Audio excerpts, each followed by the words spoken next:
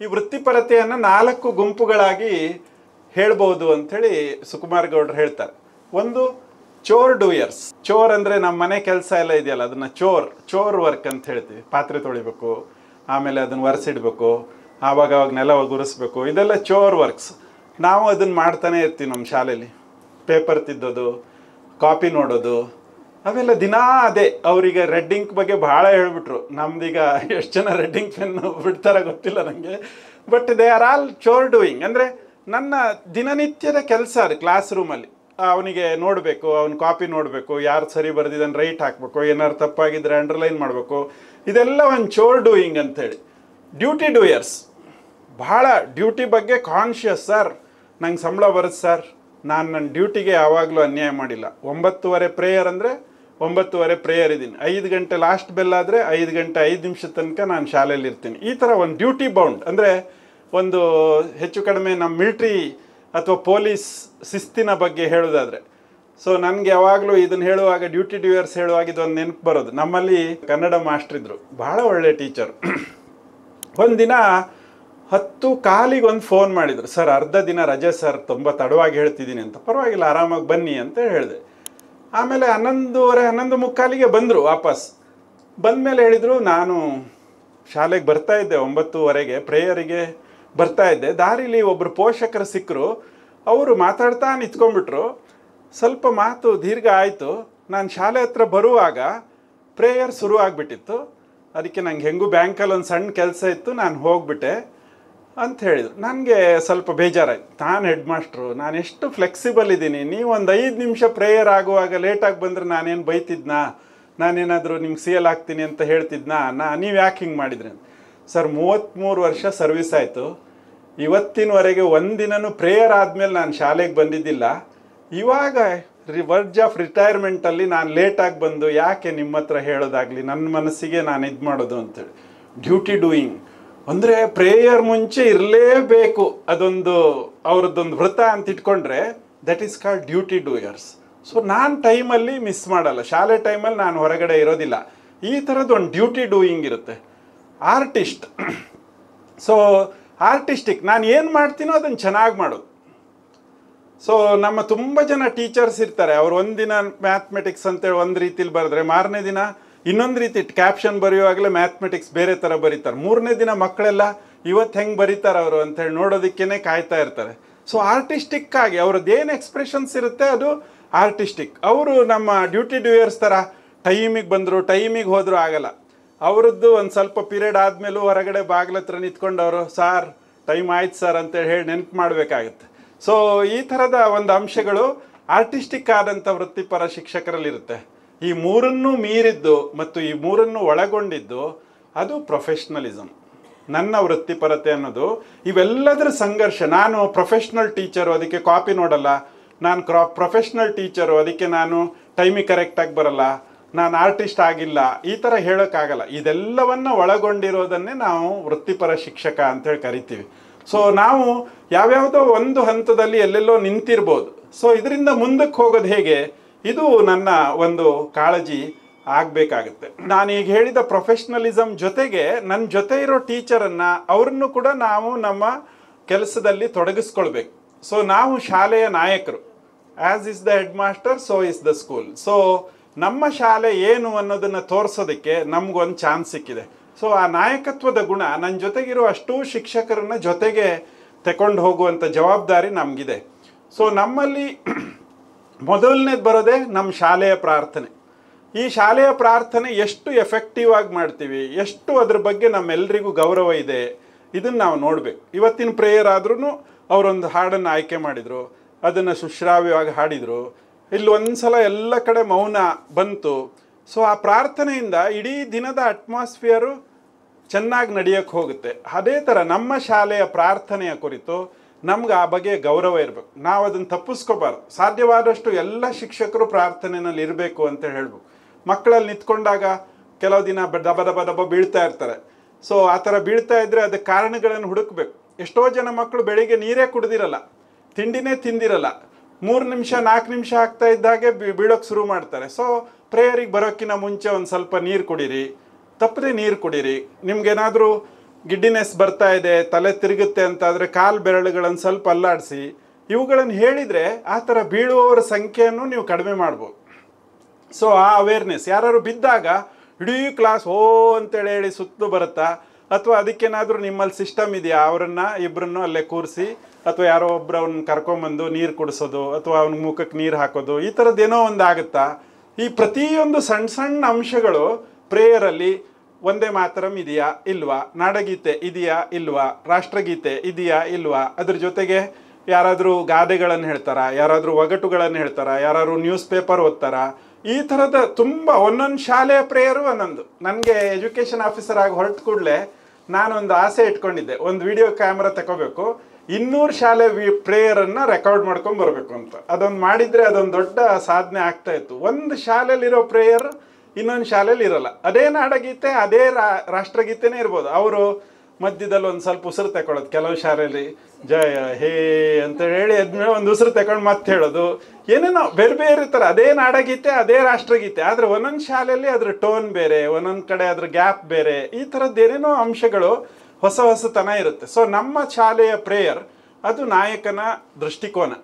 So ಒಂದೊಂದಿಷ್ಟು ದಿನ ಬರೀ 4 ಜನ ಹುಡುಗರು ಮಾತ್ರ ಹೊರಗಡೆ ಪ್ರೇಯರ್ ಹೇಳ್ತಾರೆ, ಉಳಿದವರೆಲ್ಲ ಕ್ಲಾಸಲ್ಲಿ ಇರ್ತಾರೆ. ಇನ್ಯಾವತ್ತೋ ನಾವು ಮಾಸ್ ಪಿ ಟಿ ಮಾಡಿಸ್ತೀವಿ, ಎಲ್ಲರನ್ನೂ ಕರ್ಕೊಂಬಂದು ಪ್ರೇಯರ್ ಮಾಡ್ತೀವಿ. ಒಂದೊಂದು ಶಾಲೆ ಒಂದೊಂದು ಕಲ್ಚರನ್ನು ಡೆವಲಪ್ ಮಾಡಿದೆ. ಸೊ ನಮ್ಮ ಶಾಲೆ ಒಂದು ಕಲಿಕೆಯ ಸಂಸ್ಥೆ, ಇದೇ ಮೇಜರ್ ಆಗಿ ನಮ್ಮ ಕೆಲಸ ಇರೋದು. ಸೊ ಈ ಕಲಿಕೆ ಅಷ್ಟು ಸಂತಸದಾಯಕವಾದಂಥ ಒಂದು ಪ್ರಕ್ರಿಯೆ. ಪ್ರತಿ ಮಗು ಆ ಥರ ಕಲಿತಾಗ ಟೀಚರ್ ಕೂಡ ಅದನ್ನು ಸೆಲೆಬ್ರೇಟ್ ಮಾಡಬೇಕು. ಸೊ ಆ ಮಗು ಇವತ್ತು ಕಲಿತು, ಆ ಮಗುವಿನ ಕಣ್ಣು ಇವತ್ತಿನ ಕ್ಲಾಸಲ್ಲಿ ಹೊಳಿತು ಅಂದರೆ ಆ ಟೀಚರಿಗೆ ಅದು ಖುಷಿ ಆಗಬೇಕು. ಸೊ ಈ ಥರದ ಒಂದು ಕಲಿಕಾ ಸಂಸ್ಥೆಯಾಗಿ ನಮ್ಮ ಶಾಲೆಯ ಬೆಳವಣಿಗೆ ಹೇಗಾಗ್ತಾ ಇದೆ ಅಂತೇಳಿ. ಸೊ ನಮ್ಮಲ್ಲಿ ದೈಹಿಕ ಶಿಕ್ಷಣ ಶಿಕ್ಷಕರಿದ್ದಾರೆ. ಅವರು ಪ್ರತಿಯೊಂದು ಮಗು ನಿಂತ್ಕೊಳ್ಳೋದು ಹೇಗೆ, ಅದರ ಎಷ್ಟು ಕಾಲಿನ ಚಲನೆ ಹೇಗಿದೆ, ಕೈಯ ಚಲನೆ ಹೇಗಿದೆ. ನಾನು ಇತ್ತೀಚೆಗೆ ನಮ್ಮ ಬೈಂದೂರಿನ TPEO ಹತ್ರ ಮಾತಾಡ್ತಾ ಇದ್ದೆ. ಸರ್, ಕ್ಲೀನಾಗಿ ಗಮನಿಸಿದರೆ ಆ ಮಗು ನಿಂತ್ಕೊಳ್ಳೋದನ್ನು ನೋಡಿದ್ರೇ ಅದರಲ್ಲಿ ಏನೋ ಪ್ರಾಬ್ಲಮ್ ಇದೆ ಅಂತ ಗೊತ್ತಾಗುತ್ತೆ ಸರ್. ಅದನ್ನು ನಾವು ಇಂತಿಂಥ ಟೆಕ್ನಿಕ್ ಉಪಯೋಗಿಸಿದ್ರೆ ಸರಿಯಾಗಿ ನಿಲ್ಲೋ ಹಾಗೆ ಮಾಡ್ಬೋದು ಸರ್. ಇಷ್ಟು ಡೀಟೇಲ್ ಆಗಿ ಅವ್ರು ಹೇಳ್ತಾ ಹೋದ್ರು ಅಂದರೆ ನಾವೊಂದು ವರ್ಕ್ಶಾಪ್ ಮಾಡುವ ಡಯಟಲ್ಲಿ ಅಂತೇಳಿ ಹೇಳಿದ್ದೀನಿ. ಸೊ ಮುಂದಿನ ವಾರದಲ್ಲಿ we are going to plan such things. ಅಂದರೆ ಒಂದು ಮಗುವನ್ನು ನಿರ್ದಿಷ್ಟವಾಗಿ ಆ ಟೀಚರ್, ದೈಹಿಕ ಶಿಕ್ಷಣ ಶಿಕ್ಷಕರು ಗಮನಿಸ್ತಾ ಬಂದರೆ ಆ ಮಗುವಿನಲ್ಲಿರುವಂಥ ಸಣ್ಣ ಪುಟ್ಟ ಏಲ್ಮೆಂಟ್ಗಳು, ದೈಹಿಕವಾದಂಥ ನ್ಯೂನ್ಯತೆಗಳು ಅಥವಾ ಬ್ಯಾಡ್ ಪೋಸ್ಚರ್ಸ್ಗಳು, ಇವುಗಳ ಮೇಲೆ ವರ್ಕ್ ಮಾಡೋದಕ್ಕೆ ಸಾಧ್ಯ ಆಗುತ್ತೆ. ಸೊ ಅದನ್ನು ಇಂಪ್ರೂವ್ ಮಾಡ್ತಾ ಹೋದಾಗೆ ನಮ್ಮ ಶಾಲೆಯ ಒಟ್ಟು ವ್ಯವಸ್ಥೆಗಳು ಕೂಡ ಚೆನ್ನಾಗಿ ಆಗೋದಕ್ಕೆ ಶುರುವಾಗುತ್ತೆ. ಇವತ್ತು ನನಗೆ ಹೊಸ ವಿಷಯ ಅವ್ರು ಹೇಳ್ಕೊಟ್ಟಿದ್ದು ಫರ್ಮ್ನೆಸ್ ಆಫ್ ಎ ಟೀಚರ್. ಆ ಟೀಚರ್ ಫರ್ಮ್ ಆಗಿ ಹೇಗೆ ನಿಲ್ತಾರೆ. ನಾನಿಲ್ಲಿ ಮಾತಾಡ್ತಾ ಇರುವಾಗ ನೀವು ಅಲ್ಲಲ್ಲೇ ಮಾತಾಡ್ತಾ ಇದ್ದರೆ ನಾನು ಏನು ಮಾಡಬೇಕು, ಯಾಕೆ ಮಾತಾಡ್ತೀರಾ ಅಂತ ಹೇಳಿದರೆ ಯಾಕೆ ಮಾತಾಡಬಾರ್ದು ಅಂತೇಳಿ ಅವ್ರ ಮನಸ್ಸಲ್ಲಿ ಬರ್ಬೋದು. ಅವರನ್ನೇ ನೋಡ್ತಾ ನಾನು ಮಾತಾಡೋಕ್ಕೆ ಶುರು ಮಾಡಿದರೆ, ಅಥವಾ ಫರ್ಮ್ ಆಗಿ ನಾನು ನಿಂತ್ಕೊಂಡ್ರೆ ಸ್ವಲ್ಪ ಹೊತ್ತು ಮಾತಾಡಿ ಮತ್ತೆ ನಾನು ಮುಂದುವರಿಸ್ತೀನಿ ಅಂತ ಹೇಳಿದರೆ, ಆ ಫರ್ಮ್ನೆಸ್ಸು ಎಷ್ಟೊಂದು ಇಂಪಾರ್ಟೆಂಟ್ ಅಲ್ವಾ ಅಂತ. ಸೊ ಯಾರು ಸಕ್ಸಸ್ಫುಲ್ ಟೀಚರು, ಅವ್ರಿಗೆ ಕ್ಲಾಸ್ ರೂಮ್ ಕಂಟ್ರೋಲ್ ಮಾಡೋಕ್ಕೆ ಬರಲ್ಲ ಸರ್ ಅಂತೇಳಿ ಹೇಳಿದರೆ, ಕ್ಲಾಸ್ ರೂಮ್ ಕಂಟ್ರೋಲ್ ಅಂದರೆ ಏನು, ಅದಕ್ಕೊಂದು ಹೊಸ ಪದ ಇವತ್ತು ನನಗಿಲ್ಲಿ, ನಾನು ಈಗ ಆಯ್ತು 30 ವರ್ಷ ಸರ್ವಿಸ್ ಆದಮೇಲೆ ಆ ಫರ್ಮ್ನೆಸ್ಸಿನ ಒಂದು ಇಂಪಾರ್ಟೆಂಟಾಗಿ ಫೋಕಸ್ ಆಗಿ ಅವ್ರು ಹೇಳಿದಾಗ it was a new thing to me. ಇನ್ನೊಂದು, ನಾನು ಆ್ಯಸ್ ಎ ಲೀಡರ್ ನಾವು ನಮ್ಮ ಕ್ಲಾಸ್ ರೂಮಲ್ಲಿ ಟೀಚರ್ಗಳ ಜೊತೆ ಒಂದು ಚೌಕಾಶಿಯನ್ನು ಮಾಡ್ಬೇಕು. ಚೌಕಾಶಿ ಭಾಳ ಇಂಪಾರ್ಟೆಂಟ್ ಅಂತ ನನಗೆ ಅನ್ಸೋದು. ನೀವು ಯಾವುದಾದ್ರೂ ಒಂದು ಶೇಂಗಾ ಬೀಜ ತಗೊಳಕ್ಕೆ ಹೋದರೆ ಅವನು 5 ರೂಪಾಯಿ ಸೇರು ಅಂತ ಹೇಳ್ತಾನೆ. ಅವನಿಗೆ 5 ರೂಪಾಯಿ ಕೊಟ್ಟಾಗ ಅವ್ನು ಸೇರು ಹಾಕಿದ್ಮೇಲೆ 4 ಕಾಳು ಎಕ್ಸ್ಟ್ರಾ ಹಾಕ್ತಾನೆ. ನಿಮ್ಗೆ ಅದು ಖುಷಿ ಆಗುತ್ತೆ. ನೆಕ್ಸ್ಟ್ ಟೈಮ್ ಶೇಂಗಾ ಬೀಜ ತಗೊಳಕ್ಕೆ ಅವನ ಹತ್ರನೇ ಹೋಗ್ತೀರಾ. ಅವನು 5 ರೂಪಾಯಿ, ಅದು 4 ಸೇರಿನೇ 5 ರೂಪಾಯಿ ತಗೊಂಡಿರ್ತಾನೆ. ಆದರೆ ನಿಮ್ಗೆ ಅವನೊಂದು ಸೇರು ಹಾಕಿದ್ಮೇಲೆ ಒಂದು 4 ಹಿಂಗೆ ಹಾಕ್ತಾನಲ್ಲ, ಅದರಿಂದ ನಿಮಗೆ ಅವನಿಗೆ ಒಂದು ಬಾಂಡಿಂಗ್ ಡೆವಲಪ್ ಆಗುತ್ತೆ. ಸೊ ಇದನ್ನು ನಾವು ನಮ್ಮ ತರಗತಿ ಕೋಣೆಯ ಅಥವಾ ಶಿಕ್ಷಕರ ಜೊತೆಗಿನ ವ್ಯವಹಾರದಲ್ಲಿ ಒಂದು ದೊಡ್ಡ ಇನ್ಸೆಂಟಿವ್ ಆಗಿ ಬಳಸ್ಕೋಬೇಕು. ಸೊ 10 ಸಲ ಬರ್ಕೊಂಬರ್ಬೇಕು. ಇಲ್ಲ ಸರ್ ನಾನು 5 ಸಲ ಬರ್ಕೊಂಬರ್ತೀನಿ ಅಂದರೆ, ಆಮೇಲೆ ಒಂದು ಸ್ವಲ್ಪ ಚೌಕಾಶಿ ಮಾಡಿ, ಆಯ್ತು ನಾಳೆ 6 ಸಲ ಬರ್ಕೊಂಬ ಅಂದರೆ ನಾನೂ ಗೆಲ್ಲಬೇಕು, ಅವನು ಗೆಲ್ಲಬೇಕು. ಸೊ ಈ ವಿನ್ ವಿನ್ ಸಿಚುವೇಶನನ್ನು ಕ್ರಿಯೇಟ್ ಮಾಡೋದು ನಮ್ಗೆ ಗೊತ್ತಿರಬೇಕು. ತುಂಬ ಸಲ ನಾವು ಲೂಸ್ ಸಿಚುವೇಶನನ್ನೇ ಕ್ರಿಯೇಟ್ ಮಾಡ್ತಾ ಇರ್ತೀವಿ. ಸೊ ಒಬ್ಬ ಒಳ್ಳೆ ಹೆಡ್ ಮಾಸ್ಟ್ರು ಕೆಲಸ ಮಾಡ್ತಾ ಇದ್ದಾನೆ, ಅವನ ಶಾಲೆಯಲ್ಲಿ ಒಬ್ಬ ಬಹಳ ಒಳ್ಳೆ ರಿಸೋರ್ಸ್ ಪರ್ಸನ್ ಇದ್ದಾನೆ. ಆ ರಿಸೋರ್ಸ್ ಪರ್ಸನಿಗೆ ನಾವು ಡಯಟಿಂದ ನಾಳೆ ಬರಬೇಕಪ್ಪ, ಒಂದು ವರ್ಕ್ಶಾಪ್ ಇದೆ, ನೀನು ರಿಸೋರ್ಸ್ ಪರ್ಸನ್ ಅಂದರೆ ಒಳ್ಳೆ ಹೆಡ್ ಮಾಸ್ಟರ್ ಆದರೆ ನನ್ನ ಮಾಸ್ಟ್ರು ರಿಸೋರ್ಸ್ ಪರ್ಸನ್ ಆಗಿ ಹೋಗ್ತಾ ಇದ್ದಾರೆ ಅಂಥೇಳಿ ಕಳಿಸ್ತಾರೆ. ಆಮೇಲೆ ಒಂದು 2-3 ದಿನ ಅವ್ನು ಡಯೆಟಲ್ಲಿದ್ದರೂ ಇವನು ಬಂದ ಮೇಲೆ ಆ ಪೋರ್ಷನನ್ನು ವಾಪಸ್ ಕವರ್ ಮಾಡ್ಕೊಳ್ಳೋದಕ್ಕೆ ಅವನದ್ದೇ ಆದಂಥ ಸ್ಟ್ರಾಟಜಿಯನ್ನು ಮಾಡ್ತಾರೆ. ಸೊ ಇದು ವಿನ್ ವಿನ್ ಸಿಚುವೇಶನ್.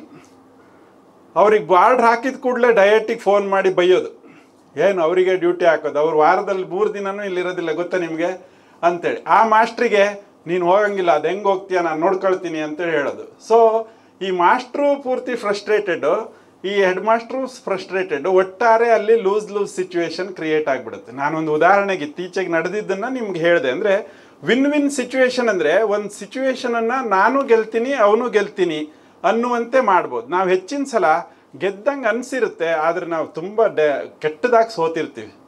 ಸೊ ಅವನಿಗೊಂದು ಬುದ್ಧಿ ಕಲಿಸ್ತೀನಿ ಅಂತೇಳಿ ನಾವು ಹೇಳೋದಕ್ಕೆ ಏನೇನೋ ಮಾಡಿರ್ತೀವಲ್ಲ, ಅವನಿಗೆ ಬುದ್ಧಿ ಬರೋ ಅಷ್ಟೊತ್ತಿಗೆ ನಮ್ಮ ಬುದ್ಧಿ ಭ್ರಷ್ಟ ಆಗುವಂಥ ಸಿಚುವೇಶನ್ಗಳು ಕ್ರಿಯೇಟ್ ಆಗಿಬಿಟ್ಟಿರ್ತವೆ. ಹಾಗಾಗಿ ನಾವು ಈ ಥರದ ಅಂಶಗಳು ಏನು ಸಣ್ಣ ಸಣ್ಣ ಚೌಕಾಶಿಗಳು, ನಿಂಗೆ 3 ದಿನದ ವರ್ಕ್ಶಾಪಿಗೆ ಕಳಿಸ್ತಾ ಇದ್ದೀವಿ, but I want to do all this ಅಂತೇಳಿ ಹೇಳಿದರೆ ಆ ಮಾಸ್ಟರ್ ಜೊತೆ, ಓಕೆ ಸರ್ ನಾನು ಅದು ಮಾಡ್ತೀನಿ, ಅವ್ನು ಖುಷಿಯಾಗಿ ಅಲ್ಲೂ ಮಾಡ್ತಾನೆ. ಇಲ್ಲಿಗೆ ಬಂದ ಮೇಲೂ ಅವನು ಎಕ್ಸ್ಟ್ರಾ ಏನೋ, ಅಥವಾ ನೀನು ಅಲ್ಲಿಂದ ಬರುವಾಗಿ ಪುಸ್ತಕ ತರಬೇಕು, ಅಲ್ಲಿ ಇದು ಮಾಡಬೇಕು, ನಂದೇನೋ ಒಂದು ಕೆಲಸ ಅವ್ರಿಗೆ ಹಚ್ಚಿ ಅದನ್ನು ಮಾಡಿಸ್ಕೋಬೋದು. ಇದನ್ನು ನಮ್ಮ ಕ್ಲಾಸ್ ರೂಮಲ್ಲೂ ಅಷ್ಟೇ. 10 ಸಲ ಬರೆಯೋದಿಲ್ಲ ಅಂತೇಳಿದರೆ 3 ಸಲ ಬರಿತೀಯಾ, 4 ಸಲ ಬರಿತೀಯಾ. ಸೊ ಆ ಮಾರ್ಕ್ಸಿಗಾಗಿ ಬರ್ತಾರೆ ನೋಡಿ, ಟೀಚರ್ ನಾನು ಪೂರ್ತಿ ಬರೆದಿದ್ದೀನಿ, ನೀವು 4 ಕೊಟ್ಟಿದ್ದೀರಾ ಅಂದರೆ ನಮ್ಗೆ ಸಿಟ್ಟು ಬರಬಾರ್ದು. ಒಂದು ಮಾರ್ಕಿಗಾಗಿ ಬಂದಿದ್ದಾನಲ್ಲ, ಒಂದು ಸ್ವಲ್ಪ ಹೊತ್ತು ಅವನ ಜೊತೆ ಮಾತಾಡಬೇಕು. ಸೊ ಅವನಿಗೆ ಎಕ್ಸ್ಟ್ರಾ ಮಾರ್ಕ್ಸ್ ಒಂದು ಅರ್ಧನಾದರೂ ಕೊಟ್ಟು, ಅವ್ನು ಬಂದಿದ್ದಕ್ಕೆ ಅವನಿಗೆ ಹೋಗುವಾಗ ನಾನು ಟೀಚರ್ ಹತ್ರ ಮಾತಾಡಿದೆ, ನಂಗೆ ಒಂದು ಅರ್ಧ ಮಾರ್ಕ್ಸ್ ಜಾಸ್ತಿ ಕೊಟ್ಟರು, ಎಷ್ಟು ಖುಷಿ ಆಗುತ್ತೆ. ಸೊ ಈ ಚೌಕಾಶಿಯನ್ನು ನಾವು ನಮ್ಮ ತರಗತಿ ಕೋಣೆಯಲ್ಲಿ, ನಮ್ಮೆಲ್ಲ ಪ್ರಕ್ರಿಯೆಗಳಲ್ಲಿ, ನಮ್ಮ ಕಲಿಕೆಯ ಒಂದು ಉಪ ಅಂಗವಾಗಿ ನಾವು ಬಳಸ್ಕೋಬೇಕು. ಮತ್ತೊಂದು ಟೀಮ್ ಆಗಿ ನಾವು ಶಾಲೆಯಲ್ಲಿ ವರ್ಕ್ ಮಾಡೋದು, ಇದು ಕೂಡ ತುಂಬ ಇಂಪಾರ್ಟೆಂಟ್. ಸೊ ಈ ಮಾಸ್ಟರ್ ನಡುವೆ ಜಗಳ ಇದ್ದಾಗ ಮಗು ಅದನ್ನು ಬಹಳ ಚೆನ್ನಾಗಿ ಯೂಸ್ ಮಾಡ್ಕೊಳ್ಳುತ್ತೆ, ನಮ್ಗೆ ಗೊತ್ತಿದೆ. ಸೊ ಇದನ್ನು ನಾವು ಟೀಮಲ್ಲಿ ಲೂಸ್ ಮಾಡ್ಕೊಳ್ತೀವಿ. ನನ್ನ ಶಾಲೆಯಲ್ಲಿ ಅವನಿಗೆ ಓದೋಕ್ಕೆ ಬರೆಯೋಕ್ಕೆ ಬರದೇ ಇದ್ದರೂ ಒಂದು ಟೀಮಲ್ಲಿ ಹೆಂಗೆ ಕೆಲಸ ಮಾಡ್ಬೋದು ಅನ್ನೋದನ್ನು ನಾವು ಹೇಳ್ಕೊಡ್ಬೋದು ಅಂತೇಳಿ ಅನಿಸುತ್ತೆ. ಸೊ ನಾವೆಲ್ಲರೂ ಹೆಡ್ ಮಾಸ್ಟರ್ ಇರೋದ್ರಿಂದ ನಮ್ಮ ಶಾಲೆಯ ಟೀಮ್ ಎಷ್ಟು ಸ್ಟ್ರಾಂಗ್ ಇದೆ ಅನ್ನೋದನ್ನು ನಾವು ಮಾಡಬೇಕು. ನನ್ನ ಪ್ರತಿ ಟೀಚರ್ಗೂ ನಾನೊಂದು ಸಪೋರ್ಟಿವ್ ಆಗಿ ನಿಂತಿದ್ದೇನೆ, ನನ್ನ ಹೆಡ್ ಮಾಸ್ಟರ್ ನನ್ನ ಜೊತೆ ಇದ್ದಾರೆ ಅಂತೇಳಿ ಹೇಳುವಂತಹ ಗುರಿ ನಮ್ದು ಆಗಿರಬೇಕು. ಒಂದು ಟೀಮ್ ಆಗಿ ಡೆವಲಪ್ ಆಗುವ ಹಲವು ಸಂದರ್ಭಗಳು ನಮಗೆ ತರಗತಿಯಲ್ಲಿ ಶಾಲೆಯಲ್ಲಿ ಲಭ್ಯ ಆಗುತ್ತೆ. ಆ ಎಲ್ಲ ಸಂದರ್ಭಗಳಲ್ಲಿ ಅವರೆಲ್ಲರಿಗೂ ನಮ್ಮ ಶಾಲೆ, ನಮ್ಮ ಹೆಡ್ ಮಾಸ್ಟ್ರು, ಈ ಥರದ್ದೊಂದು ಭಾವನೆ ಬರಬೇಕು. ಈ ಥರದ್ದನ್ನು ನಾವು ಡೆವಲಪ್ ಮಾಡಿದಾಗ ಅದು ಮಕ್ಕಳಿಗೂ ಕೂಡ ಅದು ಅದೇ ಥರ ಪಾಸ್ ಆಗೋದಕ್ಕೆ ಸಾಧ್ಯ ಆಗುತ್ತೆ. ಇತ್ತೀಚೆಗೆ ಒಬ್ಬರು ಲೇಖಕರು ಬರೆದಿದ್ರು, ಅವ್ರ ಮಗುವಿನ ಬರ್ತ್ಡೇ 5ನೇ ಬರ್ತ್ಡೇಗೆ ಅವ್ರು ಇನ್ವಿಟೇಷನ್ ಮಾಡಿದ್ರಂತೆ, ಗಿಫ್ಟ್ ತರಬೇಡಿ, ಕೊಡಲೇಬೇಕು ಅಂತಿದ್ರೆ ಪುಸ್ತಕ ತನ್ನಿ ಅಂತ. ತುಂಬ ಜನ ನೋಟ್ ಪುಸ್ತಕ ತಗೊಂಬಂದಿದ್ರಂತೆ. ಸುಮಾರು 80% ಜನ ನೋಟ್ ಪುಸ್ತಕ ತಗೊಂಡ್ಬಿಟ್ಟು ಇವರಿಗೇನೋ ಕಷ್ಟ ಇರ್ಬೋದು ಅಂತೇಳಿ ನೋಟ್ ಪುಸ್ತಕ ತಂದು ಕೊಟ್ಟಿದ್ರಂತೆ. ಅಂದರೆ 5ನೇ ವರ್ಷದಲ್ಲಿ ಮಗು ಎಂತ ಓದುತ್ತೆ ಅಂತೇಳಿ ತುಂಬ ಜನಕ್ಕೆ ಅದು ಗೊತ್ತಿಲ್ಲ. ಸೊ ನಮ್ಮ ಇತ್ತೀಚಿನ ಡೆವಲಪ್ಮೆಂಟ್ ನೀವು ನೋಡಬೇಕು ಅಂದರೆ ರೂಮ್ ಟು ರೀಡ್ ಅಂತ ಒಂದು ಸಂಸ್ಥೆ ಇದೆ, ಅದರ ವೆಬ್ಸೈಟಿಗೆ ಹೋಗಿ. ಪ್ರಥಮ್ ಅಂತ ಇದೆ, ಅದರ ವೆಬ್ಸೈಟಿಗೆ ಹೋಗಿ. ಅವರು ಈ ರೀಡಿಂಗಿನ ಮೇಲೆ ತುಂಬ ರಿಸರ್ಚ್ಗಳನ್ನು ಮಾಡಿದ್ದಾರೆ. ನಮ್ಮ ಮಕ್ಕಳಿಗೆ ಯಾವ ಬಗೆಯ ಪುಸ್ತಕ ಕೊಟ್ಟರೆ ಖುಷಿ ಆಗುತ್ತೆ, ಇದನ್ನು ಅವರು ರಿಸರ್ಚ್ ಮಾಡಿ ಸಾಕಷ್ಟು ಡೆವಲಪ್ ಮಾಡಿದ್ದಾರೆ. ಸೊ ಅಂಥ ಪುಸ್ತಕಗಳು ನಮ್ಮ ಮಗುವಿಗೆ ಲಭ್ಯ ಆಗಬೇಕು. ನಾವು ಪೋಷಕರು ಒಳ್ಳೆ ಸ್ಥಿತಿವಂತರಿದ್ದರೆ ಅವ್ರ ಹತ್ರನೇ ಹೇಳಿ ಅವ್ರ ಮನೆಗೆ ಅವ್ರನ್ನ ತರಿಸಿ ಕೊಡ್ಬೋದು. ಇಲ್ಲದೇ ಇದ್ರೆ ನಮ್ಮ ಶಾಲೆಯ ಪ್ರತಿ ಮಗುವಿಗೂ ಈ ಬಗೆಯ ಪುಸ್ತಕಗಳು ಲಭ್ಯವಾಗುವಂತೆ ಒಂದಿಷ್ಟು ಕೆಲಸಗಳನ್ನು ಮಾಡಬೇಕು. ನಾವು ಜನರಲಿ ಕಂಪ್ಲೇಂಟಿಂಗ್ ಮೋಡಲ್ಲಿ ಇರ್ತೀವಿ, ಸರ್ ಮೊಬೈಲೇ ನೋಡ್ತಾ ಇರ್ತಾರೆ ಸರ್, ಯೂಟ್ಯೂಬಲ್ಲೇ ಇರ್ತಾರೆ ಸರ್, ಈ ಮಕ್ಕಳು ಓದೋದಿಲ್ಲ ಸರ್ ಅಂತೇಳಿ. ಅವರಿಗೆ ಓದೋದಕ್ಕೆ ಪ್ರೀತಿಪೂರ್ವಕವಾದಂತಹ ಸನ್ನಿವೇಶವನ್ನು ನಾವು ನಿರ್ಮಿಸಿಕೊಟ್ರೆ ಮಾತ್ರ ಈ ಫೌಂಡೇಶನಲ್ ಲಿಟ್ರಸಿ ಮತ್ತು ನ್ಯೂಮರಸಿಯ ಸ್ಕಿಲ್ಗಳನ್ನು ನಾವು ನಮ್ಮ ತರಗತಿ ಕೋಣೆಯಲ್ಲಿ ಜಾರಿಗೆ ತರಬಹುದು ಅಂತ ಹೇಳ್ತಾ, ಒಟ್ಟು ಶಿಕ್ಷಕರಿಗೆ ಸಹಾಯ ಆಗಬೇಕು ಅನ್ನೋದನ್ನು ಅವರು ಏನು ಮಾಡಿದ್ದಾರೆ. ಅದಕ್ಕಾಗಿ ನಾನು ಇಲಾಖೆ ವತಿಯಿಂದ ನಿಮ್ಮೆಲ್ಲರ ಪರವಾಗಿ ಹೃತ್ಪೂರ್ವಕವಾದಂಥ ಅಭಿನಂದನೆಗಳನ್ನು ಡಾಕ್ಟರ್ ವಿರೂಪಾಕ್ಷ ದೇವರಮನೆ ಅವರಿಗೆ ಸಲ್ಲಿಸ್ತೇನೆ.